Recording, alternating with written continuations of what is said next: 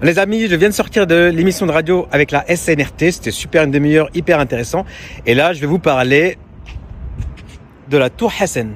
La tour Hassan a été construite à la fin du XIIe siècle sous le règne du grand sultan almohade Yaqub al-Mansour qui régna sur le Maroc de 1184 à 1199. Cette tour a été construite dans un contexte très particulier. Le sultan Yaqub al-Mansour venait de remporter une très grande victoire en Espagne face aux chrétiens, la bataille d'Al-Arcos en 1195. Il était à l'apogée de sa puissance reconnue par le monde musulman. Il voulait donc renforcer l'autorité religieuse et politique de son empire, l'empire almohade. Il voulait également bâtir une nouvelle capitale. Il voulait transférer la capitale Marrakech vers une nouvelle ville qui serait tournée vers l'Atlantique et vers l'Andalousie. C'est pourquoi il entreprend la construction de la mosquée Hassan. Il entreprend d'autres constructions au sein de Rabat qu'il appelait Ribat al-Fath, la forteresse de la victoire.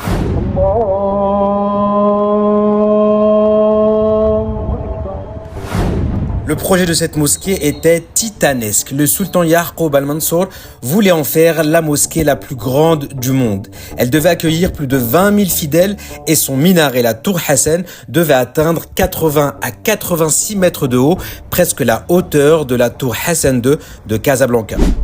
Elle n'en atteint finalement que 44 mètres car la construction fut interrompue à la mort du sultan Yaqub al-Mansour en 1199. Le reste de la mosquée resta donc inachevé et les colonnes et les murs ne dépassèrent jamais quelques mètres. Dernière chose, au pied de la tour Hassan, on trouve un espace particulier. Il y a une très grande fontaine et comme vous le voyez juste en face, il y a une sorte de tableau avec des noms.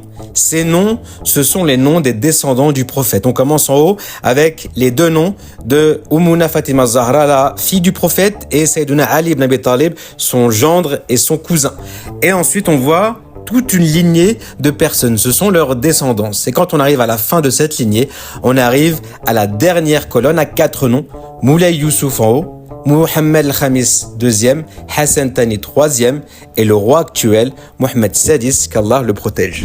Avant de vous laisser les amis, je vous présente le plus vieux corps militaire au monde. Ce que vous voyez devant vous, c'est la garde royale marocaine. Elle a été créée par le sultan almoravide Youssouf ibn Tachfin, le fondateur de la ville de Marrakech au XIe siècle. Rendez-vous compte, ça fait 10 siècles que ce corps militaire existe. Son rôle principal, c'est de protéger les sultans et les rois marocains à travers l'histoire.